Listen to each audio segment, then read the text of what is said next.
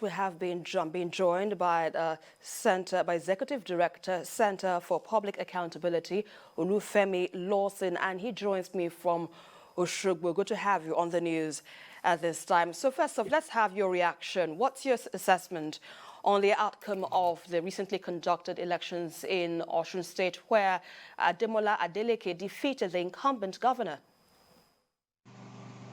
Well, thank you for having me. The outcome of yesterday's election, of course, first and foremost, we must give credit to the efforts of the Independent National Electoral Commission for continuously striving to improve on the credibility of our elections, especially when we compare the election of yesterday with previous elections that have been conducted by INEC under the leadership of Professor Yakub Mahmood. That, nonetheless, we must also, identify the fact that this election witnessed a situation whereby the people of Osun State, massively came out to participate beyond the expectation even of watchers, including those who observed the election, the media, and other stakeholders. Then, if I also want to speak about the eventual outcome of the election, I think it was more of a verdict on, of course, the performance, not of the governor of Osun State, who was also a candidate in the election, but on of course, the performance of the All Progressive Congress as a party in the country, and of course, the resoluteness of the people to also ensure that, of course, they make certain statements as far as the Osun 2022 governorship election is concerned. And talking about the elections proper, there have been some insinuations that the people really voted for personality as against the party. Do you suggest that that could have been what played out in the elections that held yesterday? I want to strongly agree with some of those who shared such opinion, especially when you consider the realities on this. I've been here, of course, for the last 11 days, having been engaged in a series of stakeholders engagement with party, with media, with civil society, and of course, every other persons who are involved in the process of this election. And I can tell you categorically that if you want to look at, the assessment of the ordinary persons on the street, of course, it has to do at some point, to some extent rather, with the personalities that are involved in this election. But also, the people of Osun State were also keen about what political parties participating in this election actually represent. And I can tell you this for free, that if it had been for the performance of the All Progressives Congress as a party, I think Governor Oyetola would not even have polled up to 150,000 votes in this election conducted yesterday.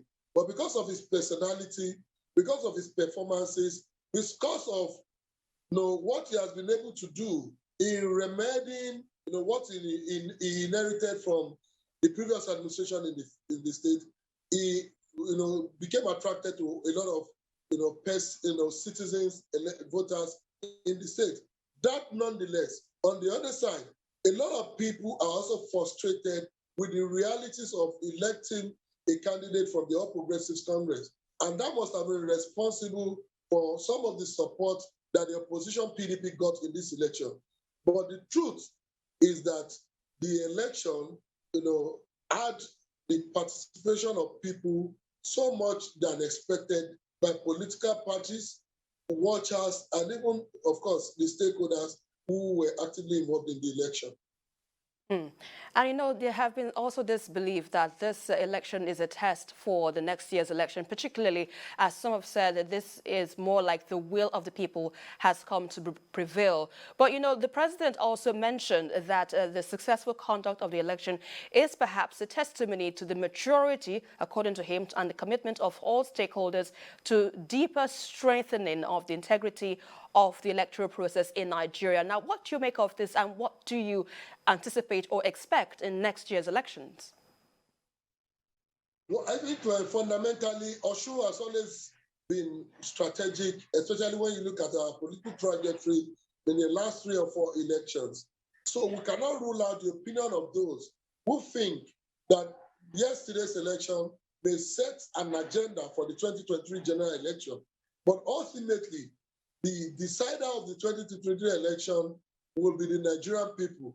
That nonetheless, I think what Osun governorship election of yesterday offers political actors ahead of 2023, particularly the major political parties of the All Progressives Congress and the PDP, with their candidates being Asiwaju Bola Ahmed Tinubu and Alhaji Atiku Abubakar, is the need to actually analyze their strengths, the weaknesses, and factors that were responsible for the victory and the loss at yesterday's poll, and capitalize on it to build upon their strength or whatever ahead of 2023.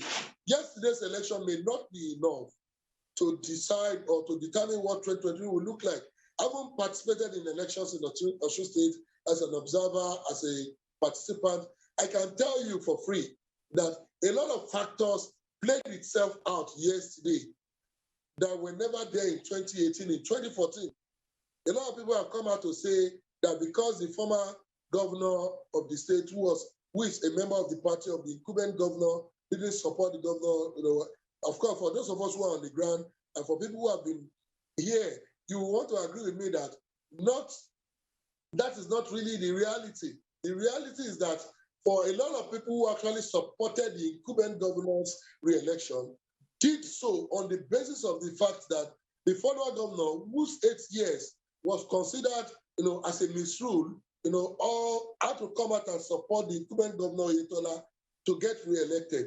And right. that is also applicable to the other side. So this may not be enough for us to give a direction to what 2023 may look like, but it is an opportunity for political gladiators and actors to learn, of course, build upon. And that's a fine place to leave it. Olufemi Lawson, Center for Public Accountability. We appreciate your insights on the news at 10.